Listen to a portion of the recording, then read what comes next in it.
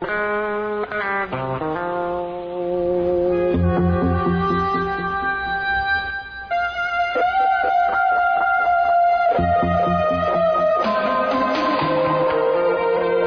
listening to the Threshing Floor, the cutting edge of Bible prophecy.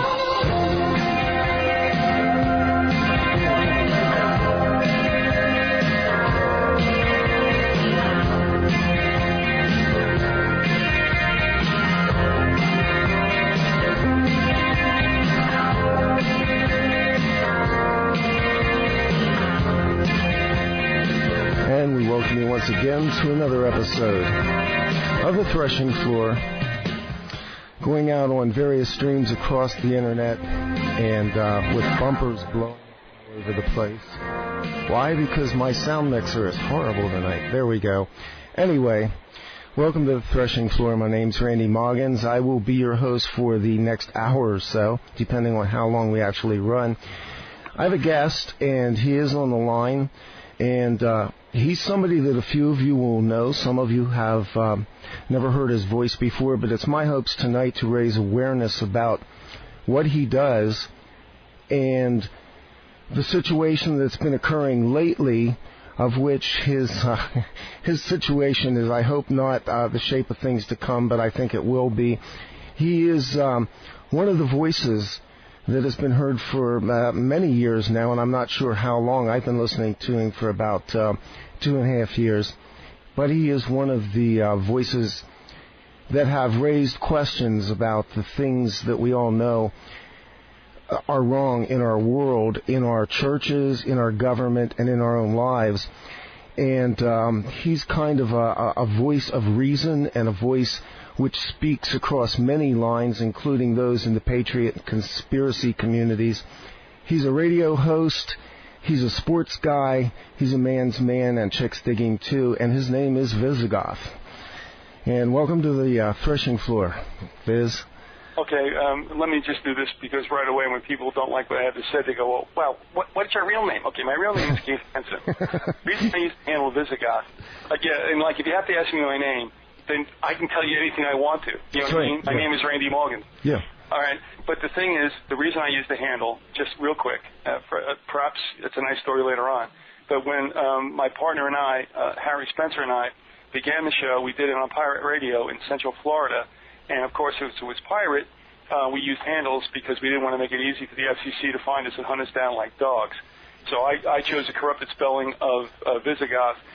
He is Harry Spencer. And I will just say this, when we did pirate radio for 2 years, we never stepped on anybody else's frequency. We were very polite. We did it the right way, but it's still pirate, and by the letter of the law, it was illegal. So anyway, Vyzygoth is about that, and I use the handle now just because there's some kind of continuity, and yeah, there's like a little spookiness, mysteriousness thing about it. But, I'm Keith Hansen. I don't mind anybody knowing that, but you can call me Biz, Randy. Yeah, I always do. Okay. Anyway, what we're going to talk about tonight, and for some of you who do know, and perhaps haven't been catching up with the times, you know that late last year, 2007, Keith hung up the spikes, so to speak, and basically walked away from the original program, which was called The Grassy Knoll. He resurfaced, I believe, in February, wasn't it? That's right. Yeah, back in February, and lo and behold, one day I find out that there is Beyond the Grassy Knoll. So he's back, and the format of the show has changed a little bit. Some modalities have changed a little bit because you actually started doing live radio over the internet, and that's interesting because you actually have originally done that before, correct? Yeah, after we did the pirate thing, we went legit, so to speak, and we were doing shows weekly on sister stations in eastern Pasco County. That would be 1350 Dade City and 1400 Zephyr Hills. And that was working okay for a while. We had problems with the ownership because they let the place run down. But no, I mean, there was a decent segment of time there that we were streaming and taking callers in at that time during that little window through the years. And then they finally, they quote, sold the stations. What they really did is they brokered out both stations 24/7 to, I'm not down on them because they're Latinos. It's not a big deal. to Latino Gospel, and they went in there, and of course they had no use for us. We were gone. And then I went to Live 365 and did other things. And, this has been a movable feast, no doubt about it. So probably since May 2006 was when I kissed Live 365 goodbye. That was the last stream we did, but we did not take calls at those times. Now, since, I guess March, with Big Jim in Illinois, we were doing live shows with call-ins on his site, which was having some problems. We went to Blog Talk Radio, which is why we're talking, and we're going to do a maiden voyage. And I don't know when you're going to air this, but the maiden voyage will we're shooting for it to take place on May 14th. And if it goes okay, then we're fine. I don't care that I'm not on Blog Talk Radio. We wanted Randy a chance, which I've not had in such a long time, to deal with callers for better or for worse, and to get a little interaction that's been frustrating for them and myself. That's why we did it. If it doesn't work out, I'll go back, to pre-records. I mean, I'm not looking down my nose at that. We do, I do a number of them every week. Mm-hmm. But I try to do the Wednesday live show from 3 to 5 p.m. Eastern, and we're trying to do the last Friday in the month, 10 to midnight, on Blog Talk Radio. So May 30th, everybody, because that could be a real hoot, because they don't know we're still there. Well, and that brings us into the topic of the day, which has to do with what happened last Wednesday night as a result of the live show that you did on, it's blogtalkradio.com, correct? Yeah, we like to call it Slog Talk Radio. Yeah, well, we're going to have, we're about to make them infamous, hopefully in a big way, because I got an email. And I got to tell you, I had set out to listen to the show. I had it up, and I got interrupted by some other things that happened. I regret I didn't hear it. I regret even more that I didn't set my program up and record it, because apparently this program has been lost to posterity, which is kind of a shame. The Beast wins one there. So Wednesday, May 7th, you're doing a live show. And you might want to explain your guest here, because your guest is known as Killtown. The show was about Flight 93, which, of course, was the plane that went down in Shanksville, Pennsylvania, on 9/11. So tell us who Killtown is exactly, because I don't think most of my listeners will know that. Well, here you get another situation where people get down on him because he keeps some kind of anonymity, and he goes by Killtown. And it really doesn't bother me, I mean, I've had the informer on who wants to go by that. Right. I know his name, but the guy's also 70 years old. He's had battles. I mean, physically, he's got some issues, and he's done his work. His nose has been bloodied. He's come out somewhat as the winner, but I can't blame him if he just wants to be left alone. Yet he will come on the show, and it was not I-Man that sought me out. I sought I-Man. So if he wants that space, he can have it. All right, now Killtown has got some people upset. Well, who doesn't? But at any rate, whether we're talking about, and this is another thing about the no planes and stuff like that with the WTC, Killtown and I have almost always talked expressly about Flight 93, because that to me is the most intriguing. I think it also is the least known about, and deliberately so. And I think it also probably, if it were found out exactly what happened in that operation, that would be the key to all the events on that day. So Killtown came on, and it sounded like we haven't done this before, because Randy, I mean, when Wing TV came on with Vinny Sammartino, right. I mean, we did hours upon this. There's 2 books based on the transcripts of what we've done. So for me, it was nothing new. It's just that, of course, we questioned the whole idea about what went on in 93. But I had before me mainstream news accounts, which I have saved. I've gone into libraries and ripped stories from, major dailies. In my case, I go to the New York Times, because I was caught up in New York when that happened. And, I mean, I'm sitting there and I'm reading the stories and how they conflict. And not conflict in minor ways about details, so that, the story stinks. And that's what we did. Now, we had people call in. They were very cerebral. They, were not ranting and raving. They were asking questions. If we speculated, we said so. But for the most part, we had all our ducks in a row. Everything seemed to be going okay, but sometime during the broadcast, and it was a 2-hour broadcast, Big Jim in Illinois, who does the board op and he produces the show, was sent an email by somebody who I guess they call him a customer service relations person, whatever, a John C. Sweet, and said, we have to talk when the show is over about today's content and previous shows.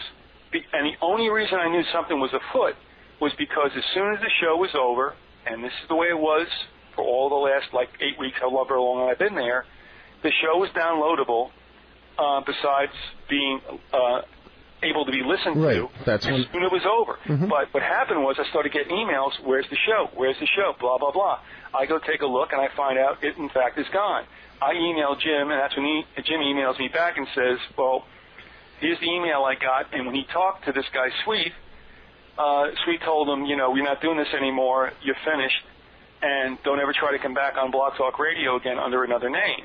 And I'm like, I'm not understanding what's going on, and here's the reason why. It isn't that I'm the only 9/11 show, critical of the government story show that's out there, because I took a look, and Jim said, I can't understand what's going on. Go do 9/11 in the search engine on BTR, and they'll kick up over 100 hits. Mm-hmm. Now, honestly, many of them are pro 9/11, blah, blah, blah, but those are critical as well. So I'm like, well, so it isn't just the 9/11 content. What about what we did, being one of those shows critical, was so, transgressional? So I wrote them, and I was ignored. I wrote them a second time, and I finally got back a copy and paste of their rules about, it's libelous speech or slanderous or blah, blah, blah, or falsehoods and stuff. And I said, great, you just sent me your rules and regulations. Okay, I read them too, all right? What I'm asking you, John Sweet, is what did I say that you consider such? All right, tell me what it was. And I haven't heard from them. Now I try to get somebody else involved in their PR department, and I'm checking while we talk whether or not I get a response saying, just tell me what it was. And is it not at the heart of American jurisprudence that I can at least be confronted with the accusations, if not the accusers? All I want to know is why you gassed me and not anybody else. As far as vulgarity goes, we don't use any. And we're talking about, it's libelous. I'm like, well, what's libelous? I'm hearing hosts call other people who call in they don't like assholes. Yeah. Excuse me. So it's like, okay, so what's I didn't do that. So what is the problem? And I have not gotten a straight answer from them yet, and I'm not going to drop it. They can ignore me for a long, long time, and that's okay. And Randy, being bumped off Blog Talk Radio, I could care less. What I do care about is that they won't confront me with what the charges were, which I think is fundamental to a country that who has so many freedoms that people hate us for. Well, it's fundamental to operating something that you're calling free speech, too, because that was actually one of the cornerstones to Blog Talk Radio and to a number of other websites, not sure what to call these because these are really hybrid technologies now. But, the idea that anybody could get on and do the type of programming that they wanted to do, and I've listened to a pretty wide spectrum of it. Some of it's patently offensive just from the content. I find it interesting that political speech in this country in general is so tightly screwed down at a time when pornography simply rages over every media, including mainstream TV now. But apparently, what they've, and I have the email that you CC'd to me from them, and highlighted in big letters from this guy Sweet, libelous, defamatory, contains falsehoods or misrepresentations that could damage Blog Talk Radio or other person. Now, to put that down this is just cookie cutter legalese that I'm sure the guy already had on his computer and just slapped out to you because it's what whoever his higher up told him to do. But, then you get to the bottom line on this, and I made a note of this over the weekend because what happened is real interesting, and it's actually, you have a pretty big email list, and when this occurred Wednesday night, it went out to the email list, and the response from many of the people, some of whom are also broadcasters, writers, bloggers, website people, book authors, and media people that you interact with, was immediate and intense. There was an indignation that rose up like a smoke, and I can almost sense that it was palpable, how offensive this really was, that in a media like Internet where theoretically pretty much the rules are off. I mean, anybody could say anything, and they do, and all of a sudden a program about 9/11 and specifically Flight 93 gets yanked from blogtalkradio.com, and the only thing that they're citing are these general legal terms. Yeah. Libelous, defamatory, contains falsehoods or misrepresentations that could damage Blog Talk Radio. Well, it seems like they feel there's a liability, but they're not stating what the liability is. No, and as Derek Gilbert shared an email between us all, and they have that last little paragraph, which is the all-time disclaimer, and they can say anything. If you talk about chickens and eggs, that can be slanderous and libelous and stuff, and so we won't have anybody talk about chickens and eggs. That's how absolutely insensate it is. And all I ever asked, again, was, what was it? Now, whatever they're going to say, I can probably tear apart anyway. I'm just asking them to state it. They seemingly won't do that or can't do it, and this is why I say that is the frightening element out of all this. Blog Talk Radio, look, anytime anybody makes a network, whether it's Genesis Communication Network, whether it's Republic Broadcasting Network, whatever it should be. Yeah. You do it to make money. That's the name of the game. And when you want to make money, and I'm sorry to wake up or irritate people who listen to GCN and RBN, which I weaned myself off, thankfully, 3 years ago, and that is, they're about, folks, I hate to tell you this, I was inside the belly of the beast, they're about making money. Everything else is secondary, tertiary, whatever. That's the way it goes. Wake up. It's no different. So in this situation, they want to make money. They're trying to do this for, some finer day.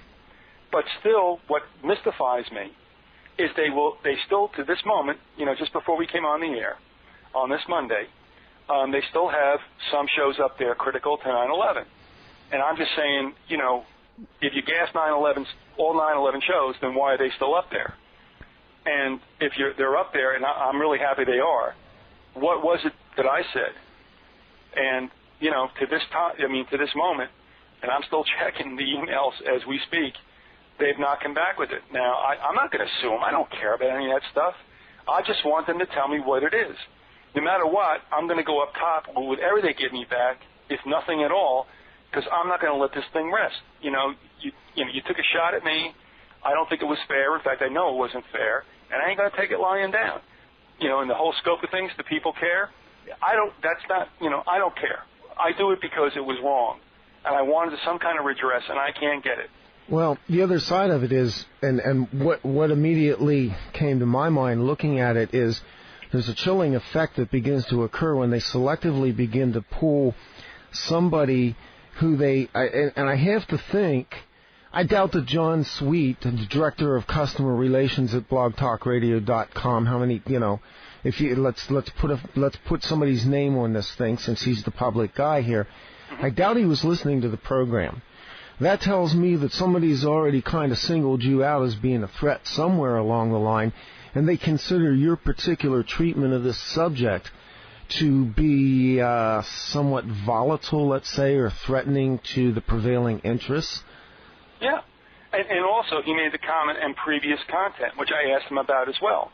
So I said, okay, you don't only have a problem with this Flight 93 show, but you have problems with previous content. And that goes back to having the I-Man on live, and Dave from Blimp 9/11net, who I think is probably the most accurate, sobering, and dispassionate person out there who just wants to talk about what took place at the WTCs. And because he, I'm doing a plug for Dave, but still, the guy is reasonable, makes more sense to me than Fetzer or Judy Wood or anybody else, and he can't get a foot in the door to have any kind of discussion with them. And it's not because, it's like, well, I want him on, so he's got to be the best. No, it's because the guy makes sense, and they don't want him there, and then you got to wonder, what in the world is going on with the gatekeepers in the 9/11 community who won't let a guy like this at least have 10 minutes on the stage? Well, I think, truthfully, you've been doing, how long have you been doing media on the Internet? Well, it goes back. We birthed the show, the first one, in July 2002. And except for the hiatus I took from December and all of January, I've been there for like all the 2 months of going on 6 years. Yeah. In that time, this media has grown up around us. I've been doing it since 2003. I was on a local AM station here in southern Pennsylvania, and I pretty much had people want to throw me off because I was on a Christian station basically telling the Christian church what a lying pack of whores they were. That's real popular, and I paid to be there. And yet I still had people that wanted me off. Fortunately, I also had the station owner who said, look, this guy pays his bill. He's free to say whatever he wants to say as long as he stays within the bounds of decency. But that kind of, and I just basically pulled the show at some point. I said, whatever grace I have to do this, I'll do it as long as I have the money. And when the funds started to dry up, I went, okay, what the Lord doesn't bless, I won't do anymore. And it was around that time that I hooked up with Christian Media out in Oregon and went on the air doing what at that time was a news and commentary show. But I've been archiving my audio on the Internet since 2003. Well, fast forward 2008, and over the years, this media, which goes by different names, streaming, podcasting, Internet, whatever you want to call it, Internet radio, it all has grown up now, and it's a maturing platform for delivering content. And the big money guys are aware of this, but they didn't develop it. And so what you said earlier about the money thing, well, that's exactly where it's going. It's now viable. I mean, Live 365 obviously for a long time was doing this, and they were basically making their money off of the people who were doing the broadcasting. Am I correct about that? Yeah, but I think that was also when you went to a certain level, and I think that also entailed a lot of music. Yeah, show, right. Which mine was never. And I was on Live 365 too, but they were so obtrusive, and I finally said, I'm done with you guys. Plus, they were threatening everybody. Well, if it gets really bad, you guys are going to have to pay, all kinds of royalties going back to whenever. I know, yeah. Well, they had a problem, and they knew they had a problem then, and that was the RIAA was going to eventually slam down the gun on Internet broadcasting for music royalties, which has been, that's been a battle for years anyway. But they were aware of that. And see, most of these guys are slime balls at the back end. They have attorneys that are slime balls, and they're warning them, you've got a liability here. I feel fairly certain that behind this situation somewhere was an attorney who's saying, look, you got a problem here because this guy's a liability. You're getting a little too close to the truth. And, somebody I think speculated on the email over the weekend about, maybe somebody made the call because, as I said earlier, I don't think John Sweet was sitting there listening to Beyond the Grassy Knoll. No, I agree with you 100%. I can only speculate as to what was going on, which is why I keep asking the question, and they keep not answering me. I mean, after a certain time, I'll stop without a doubt. But, my emails to them have been proper. They've been free of invective. There's been no ad hominem attacks. But I did find out two things. One, of course, with one of the emails I sent around is that they gagged somebody else about 9/11. Looks like an erudite person, not that I'm saying I am. But and he got gassed. And then I took a look around, and somebody sent me a file that Blog Talk Radio has partnered with the United States Department of Defense for other projects. Yeah, I'm sure they have. But still, it begs the question, if you've got other 9/11 critical shows on, why did I go down the tubes? Now, there's one possibility which would play to my vanity, which I'll have nothing to do with, and that is because, like I said, I sat there I had the news articles all around me, I've saved for a long, long time, and I read from them, the conflicting stories from Elizabeth Glick and such, and that may not mean anything to anybody who doesn't know who the principals were in that. But, it might have taken the fact that, I wasn't some boho. I haven't listened to those other shows. I have no idea what they're doing. But, did I actually do it to a point where it was like, this guy's dangerous? Now, there's another element in it that I don't really want to posit right now, which have to do with ethnicities and what happens if you take 19 Muslims out of the equation of 9/11. And I'll leave it at that just for this moment. Understand, networks can do whatever they want to at any time. There's never been free press. No. At least not since the 20th century. Once advertising got their hands in it, your fear was not from government, folks. It was from corporate interests. They're the ones that run this country. It's the Rockefellers, it's the Carnegies, it's the Mellons, it's the Fords, it is the robber baron families who bought, now by this time, everything. They make policy from the Council on Foreign Relations, which most people don't know about. And whatever you see on C-SPAN and whatever goes on in the District of Criminals is a stage show to make you think you've got a process. You do not. And when you have this frenzy over electing a new pharaoh, it's like, it's like, you people are idiots, because with all the promises you've ever heard, and I go back to 1960, it's like nothing ever changes. Well, it does. It gets worse. And I'm like, when do we ever wake up that all these promises never come through, but every 4 years everybody gets fired up over another bag of empty nothing? And we're seeing it now. Well, what happens if Obama gets in? Who cares? You know what? I got to take a break here, and so I'm going to roll up the bumpers. We'll come back on the other side. We're going to continue the visitation with the Vyzygoth here on the threshing floor. The threshing floor will return after these messages.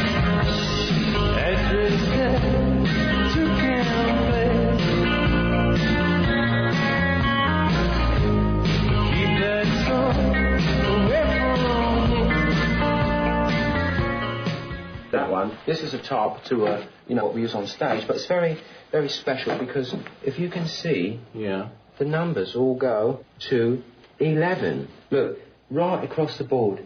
11, 11, and most of 11, the amps go up to 10. Exactly. Does that mean it's louder? Is it any louder? Well, it's one louder, isn't it? It's not 10. You see, most blokes are going to be playing at 10. You're on 10 here, all the way up, all the way up, all the way up. You're on 10 on your guitar. Where can you go from there? Where? I don't know. Nowhere, exactly. What we do is if we need that extra push over the cliff, you know what we do? Put it up to 11. 11, exactly. One louder. Why don't you just make 10 louder and make 10 be the top number and make that a little louder? These go to 11.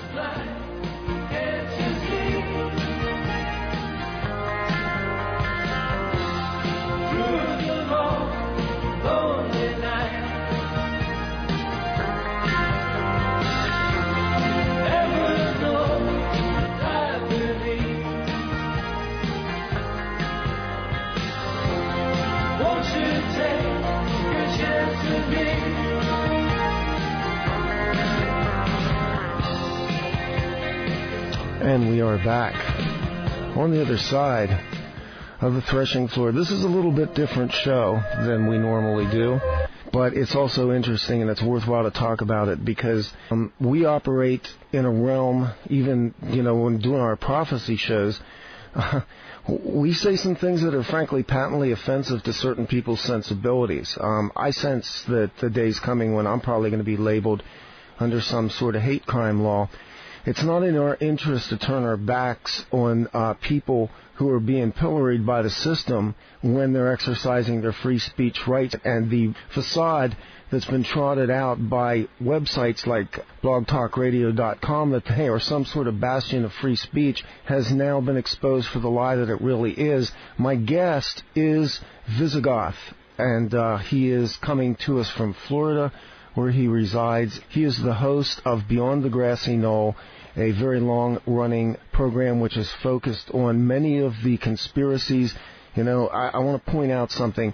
That conspiracy theory tag is something they want to smear you with, but most of the people that you've had on your show have come with substantial facts and evidence, and they've brought to the table a perspective that's not going to be heard in mainstream media. So I'm kind of indignant about this, and actually, I want to back up a little bit because you told me something I didn't know, and that is that blogtalkradio.com apparently is working some kind of deal with the Defense Department. Well, that's pretty interesting. The incursion now into the Internet, which has been perceived, if not in substance, at least in perception, as being a bastion of free speech in a disaffected world, is being snapped up quickly by commercial interests, and commercial interests translate automatically into the fascist system that we currently reside in here in America. But I saw something, actually I heard something the end of last week after this blackout that you hit on Blog Talk Radio.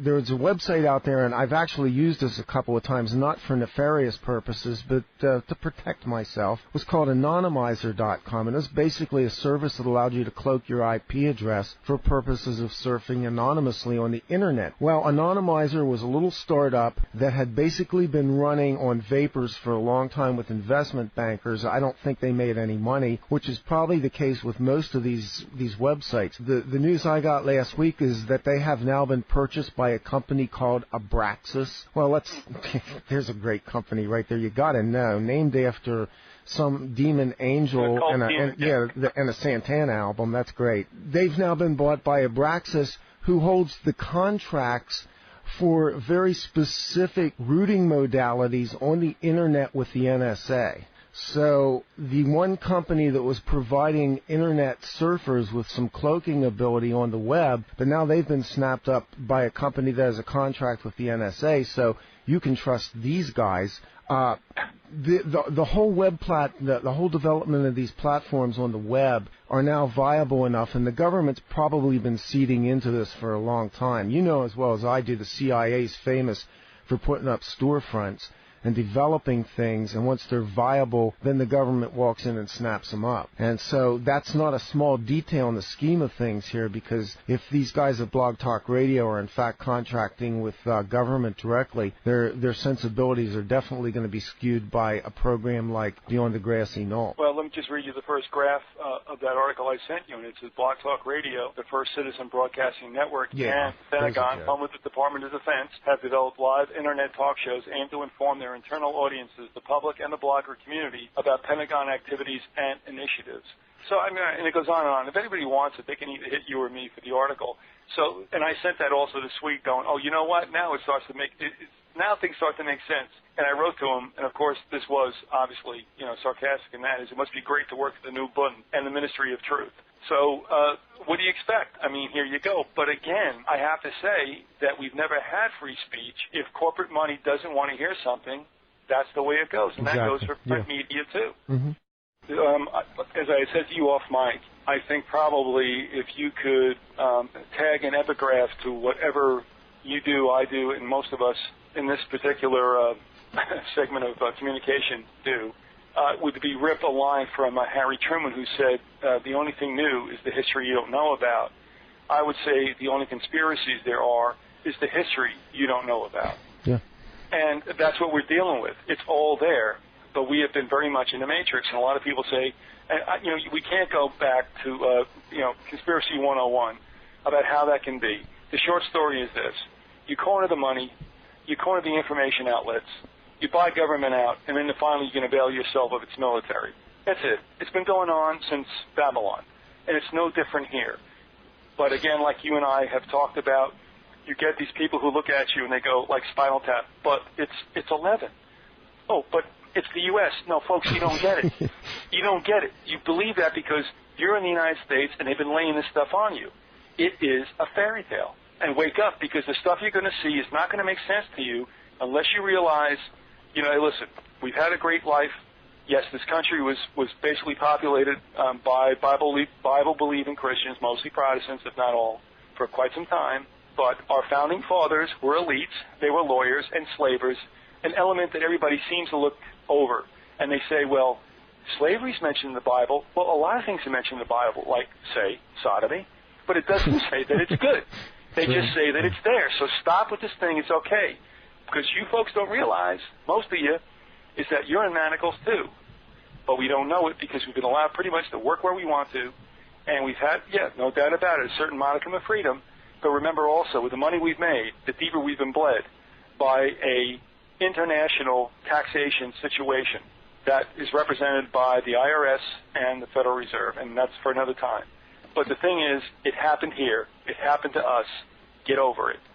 Now, I don't know where you want to go with this, Randy, but there's something I want to read to you if I can, real quick. Yeah, please. All right.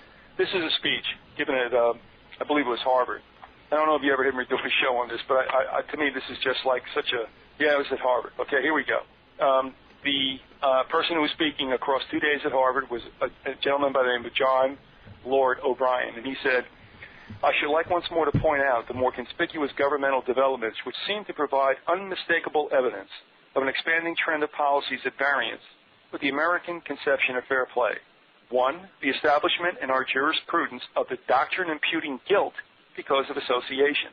2, adjudging men to be untrustworthy not because of wrongful acts, because of their ideas, because of motives attributed to them, or because of suspicion as to their future conduct. 3, the use of secret information contributed by anonymous accusers. And 4, and there's more, I'll just stop here, the denial of the right of cross-examination to the accused person. That seems an awful lot what's going on today. However, John Lord O'Brien was a leading Republican out of Western New York who was a failed gubernatorial candidate and was an attorney general of the Western District of New York. But he spent 2 days at Harvard giving this lecture, and it was in April 1955. Well, you know, they do tell us the truth occasionally. If you have the ears to hear it, guys like Zbigniew Brzezinski, who have written books exposing basically the plans and schemes that they themselves are a part of. I mean, it's kind of legalism in one sense, and it's also there's a principle to all of this that I think people miss. That is that truth wants to be found, and the other axiom to that is that you have to want to find it. In other words, once you open your eyes, when you walk into this, what you call going down the rabbit hole, I call it the dark night of the soul, is essentially two components. On the one side, the truth, which has been expertly hidden on one hand, and most people have at some point in their lives been given enough clues to realize things are not the way they seem. And if you pursue that to whatever degree you're capable of operating in it, things begin to open up. It's like I said to you off mic, you know, you have guests on who are still capable of dropping my jaw, and I just keep going, oh Lord, it just keeps getting worse. But it isn't a horrible sense of it. It's a sense of discovery from the standpoint that I hunger for that. When I listen to some of your guests, you have the Informer on. And for those of you who don't know who the Informer is, go over to the website. I think, is it Vyzygoth.com? Is that your main website? No, right now you can go to beyondthegrassyandold.com. Okay. I highly urge my listeners to go over there and partake of the audios that are posted there. And you have a number of guests that are always compelling. I mean, almost every show I've ever heard, and I'm not blowing smoke here, every show has some compelling aspects to it because the people that come on your show tend to be people that have a specific perspective about whatever their corner of investigation is. And I listen to somebody like the Informer, and this guy has spent 40 years of his life doing research into the IRS, into the structure of laws going back probably 1,000 years. This man has such a grasp of the law. We are in a situation where we're a very small voice to a very small group of people, basically, because most people on planet Earth don't want to know the truth. They will ignore it until their eyes bleed because it's uncomfortable. And that's why what we're talking about matters. What happened with Beyond the Grassy Knoll being so unceremoniously cast off of blogtalkradio.com has everything to do with what you just said about people who make accusations in the dark. You never get to face your accuser. You never get to see the specific issues. This is all part of, it's almost like a star chamber to me. Well, I mean, I'm sure you've talked to Gordon about this, and Gordon's going to come on, and we're going to do a reprise, too, because of the literary character we know as George Orwell, better known as not better known, but also known as Eric Blair. And what took place that we're trying to put together with his experiences writing propaganda for the BBC during World War II, and him coming out of that and then writing 1984, which most everybody in my cohort, that was born in the 50s, and others have looked at as some kind of science fiction, never could happen deal. But I don't think, and I think people should look at Orwell as writing a warning that, look, I know how they're going to mass manipulate you. I know how they're going to propagandize you. And he was warning us in that book as to how we would go. And I think that the Orwell that wrote 1984 was a different individual from previous books. And, we cannot look at what we call the free press as being anything else but an extension of manipulation. That's just the way it is. If you want to get angry about it or get angry at me, fine, but it doesn't change the fact that that's how it goes.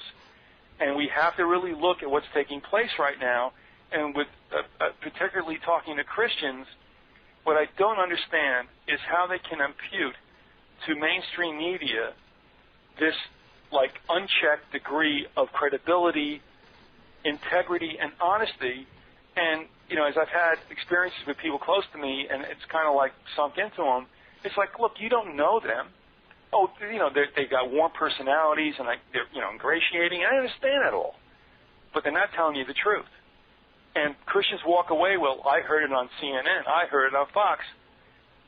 Well, and, even worse, they heard it in church, because they heard the parrot standing up at the pulpit mouthing what he's heard, and he's Christianized it, which is what makes this all the much more creepy, is that, the platform's been laid for a long time through mass media to basically build a facade around politics and religion and somehow hybridize them and make it okay for those two things to coexist, when Scripture clearly told us they didn't coexist.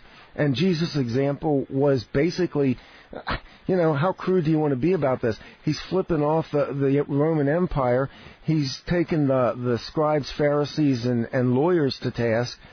He's throwing the money changers out of the temple. What part of that do these people not get? Well, here's where it gets real hard, because I learned some harsh lessons in this early stages of 2008. It really, I don't know. I guess it didn't come as a surprise. I don't know, but I just thought that there would be a better outcome. Look, I don't say that I'm right about everything, but what I'm saying is I'm just looking at Scripture. I'm looking at the New Testament. Excuse me, but I'm sorry, but those who want to justify war now always go back into the Old Testament as if there's not been a change since the coming, the death, and the resurrection of Jesus Christ. I'm sorry, but I'm not stoning adulterers, any day soon. Right. I can eat shellfish, and that's all right. But, somehow it always goes back to the warlike nature of the way things were in the Old Testament, which Jehovah, obviously, go after the Amorites. They've been, sinful for 1,000 years and, kill them all. But you don't see that in the New Testament. In fact, what is Christ saying at every turn? What are you doing? When Peter lops off the messengers, he's like, what are you doing? And when he tells, and the other thing the Christians pull out, and that is to justify war, and that's like, well, what about when Christ asked his disciples, how many swords do you have? Well, he said a couple would be enough. Probably for defensive purposes at the very least, but or roasted marshmallows. Yeah, really. You might need to actually kill your food. Who knows? That wasn't his example. And this is New Testament, but actually, in the book of Zechariah, at one point, the prophet Zechariah admonishes through the word of the Lord when he says, "Not by strength or not by might, but by my Spirit, thus saith the Lord." That's a pretty powerful testimony. Zechariah was there at the time that basically the captivity was being returned and the temple was being rebuilt, the one that was pretty ugly before Herod got a hold of it and brought in his interior decorators. But, the admonishment was always there. There were times when that wasn't a solution. There were times when the Lord came in and He did the work Himself. And in fact, if you look at the greatest victories in the Old Testament, you're going to find out that some of those, they didn't do anything. They marched around Jericho. For what? The walls just came down. What, is this like supernatural harp system or something? Who knows? The Lord said that He would go before them and fight for them. And that was always His perfect will. How they went in and cleansed the land and everything. Yeah, there were battles. Yeah, there's scripture that says God is a man of war. But that's not a justification for the kind of wars that we now wage through the auspices of the Defense Department, aligned with who knows how many nice Christians out there that think all of this is okay. No. Again, forget what, the televangelists are telling you. Forget what your preachers might be telling you. I'm just saying, folks, go into the Word. Yeah. And also take a look at what's going on. Christ will come back and make sure that Jerusalem is not taken. To me, there is no call to bring Jews back to Israel, which is a false construct created by the Rothschilds and the Zionists. Thank you. Will God use it? He'll use it. Of course he will. But that is not any kind of fulfillment of prophecy. I won't go any more of that, but I will say that, promises are conditional. His love is not. And at one time, it was like, if you do this, then I will do this. And the Israelites did, and that was the end of it. So now, all of a sudden, the Zionists, who are the synagogue of Satan, those who say they're Jews and they are not, and they create this nation-state, which has got everybody all confused. And so now all these Christians are thinking, we have to fight for Israel. And I love it when I see this, these documentaries with Christians running around with these Israeli flags, which are occult symbols. Yeah. You know what I mean? The story of your god Ramsey is how they stoned Stephen for that in the New Testament in the early days of the church. They didn't want to hear that. They were occult symbols. They were inverted triangles. Mm-hmm. I mean, it's from And then, of course, the other thing I saw, which I thought was really interesting, is that they were also like waving around American flags with gold fringe, which is not conspiracy theory. That is the flag under which we fly, which is Admiralty law. Right. And that's how we are judged. And that's why patriots, you guys who can't figure it out, think your judges are doing this on their own. The judges are doing what they're told to do, and that is the Constitution is a compact between the United States and the government to which private citizens are no party. That's case law. So when you guys go in and want to argue the Constitution in an equity court, they tell you basically to stick it up your rear end and take a hike. Yeah. That's the way it is. But see, there's a whole market that's grown up around this. It's called RBN and Genocide Net. But basically, it's a market. And you're being sold a bill of goods on a mass scale. Not only are you buying the products, but even worse, you're buying the idea structures that they're seeding into you. It sounds better than what the mainstream press is giving you, but you're being marketed to based on a demographic that says, well, these people were disaffected. Let's feed them this. This is what Alex Jones does all day long, and I don't mind calling him out on this because I already have. The guy's a liar. He's a thief. He's stolen material from our website. He's stolen it from a lot of other people. And the guy's completely disingenuous. He's also not a Christian. No, he's not. Sorry, but he's not. But this is why all of this matters.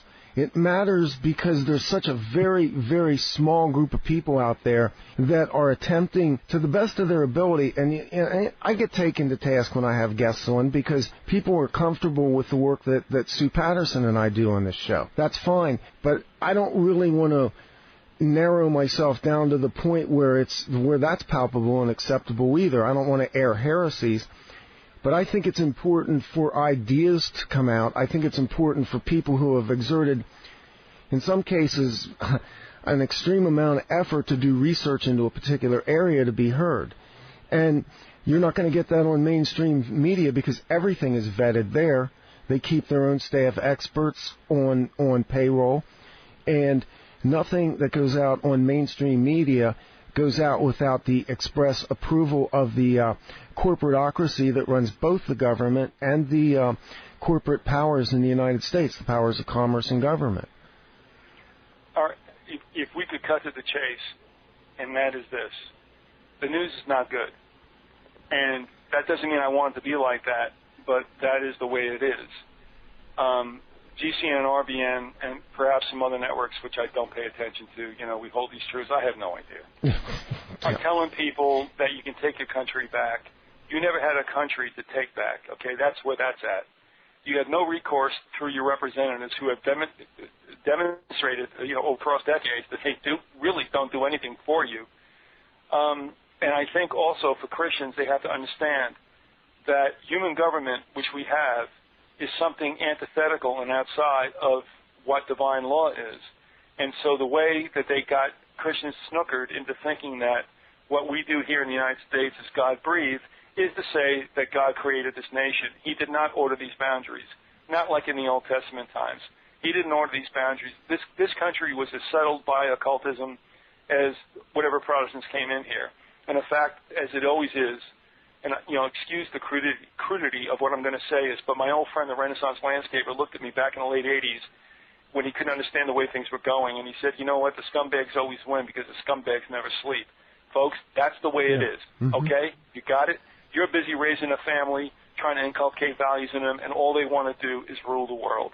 It's really an uneven playing field.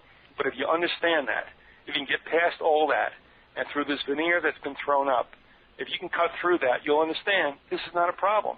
This is what Christ was telling you. Hey, what is this of my? This isn't my world. What do I care? You guys want to go vote for a new pharaoh in November? Go vote for a new pharaoh. What is it going to matter? Don't you understand this isn't his world? What don't you get about what goes on in here? We are not God-breathed. We were not created by God. He allowed us. There's no problem.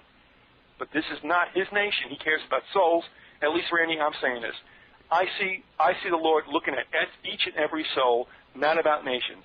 He cares about every single person, not where you live inside some chalk. I just said this on the show that I did last Friday in dealing with the topic of, again, Israel and this whole dispensationalist mindset of chosen people, chosen nations, God's land and all of that. And I guess, this is exactly why it's important to preserve this narrow little window that we have to speak, because, it's pretty obvious that them pulling your show down off Blog Talk Radio, which is a minor inconvenience for you. I mean, Beyond the Grassy Knoll is going to continue. But you need to look at that and assess, because that actually gives you a value right there of something. I mean, if it's so dangerous that a little website, and truthfully, I mean, Blog Talk Radio may be big in what they do, but it's a niche market right now. In terms of major media, it's nothing. But something's threatening them to such a degree that their commercial interests are at stake, and they need to act preemptively against people who are free enough to be able to speak truths that most Americans will never hear or even accept if they did hear it. But it still needs to be said, because there are people out there that are going to wake up. There are people out there who are going to come across your shows and my shows and the shows of other people who are intensely working to bring forth the truth. And it's going to be the water that nourishes the seed that needs to grow very quickly as we just continue to tumble into chaos. And so it matters. It's important that we stand up and say, okay, fine, Blog Talk Radio, you want to yank Beyond the Grassy Knoll, great. We mark you, we avoid you, we're going to put the word out as much as we can, whatever power our media combined has. And one of the great strengths that you have right now is there's a core of people around you who have been guests, who have been listeners, who have been people that have worked with you that support what you're doing. And I'm going to use this microphone to say to my listeners and anybody else who hears this, that do whatever you feel led to do, but I think we need to use the weapons that have been formed against us and send it back to them. Use the Internet and use your power to connect with other people as in free associations, not organized groups, to let it be known what occurred here. Let's not let this thing go unnoticed. I want to make it clear that, honestly, the show was birthed, and understand this. When Harry and I started this on that July day, I believe it was the 17th in 2002, we had no idea what was going to happen. We just did a half-an-hour pre-record. We threw it out there. And, and time went on, and I'll say this, and I can understand it. I mean, I get conflicted. I really don't want to run, and I'll be honest with you, a completely Christian show. I mean, I want to talk to people who aren't Christians. But the thing is, I mean, don't anybody ever question the fact, or question it, and by all means people have, and I've corresponded with them, that I believe that Jesus Christ is Savior, and, this is the way it's going. And we were in a very interesting front aisle for what is to take place. But, excuse me, but I'll have people on, we'll talk to other things, entertainment and such, and I'm all right with that.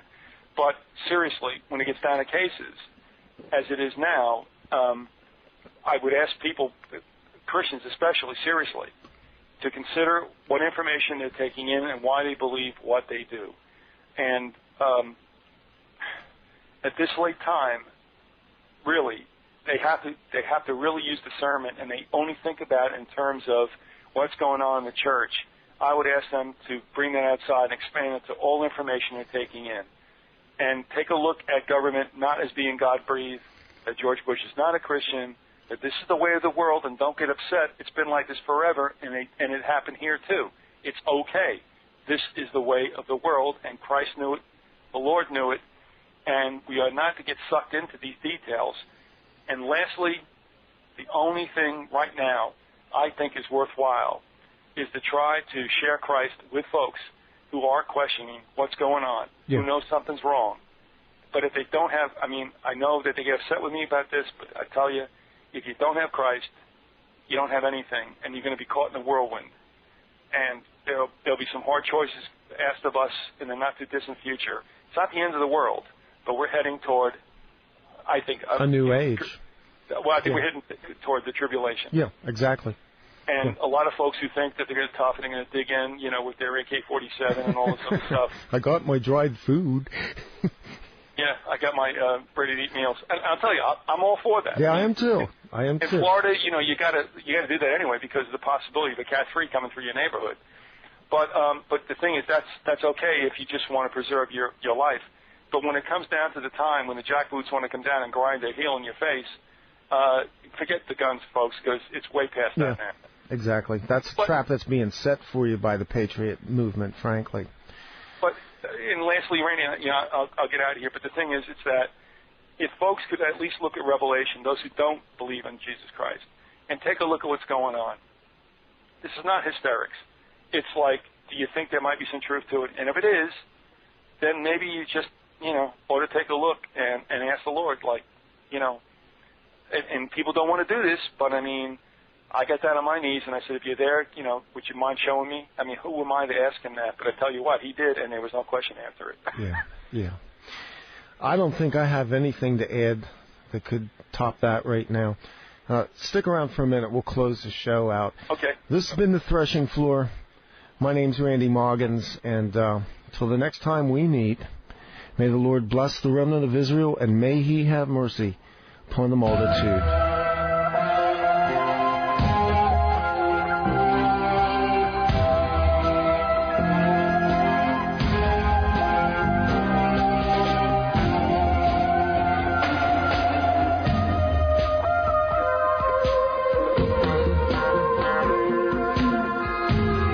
Join us again when we return to the Threshing Floor.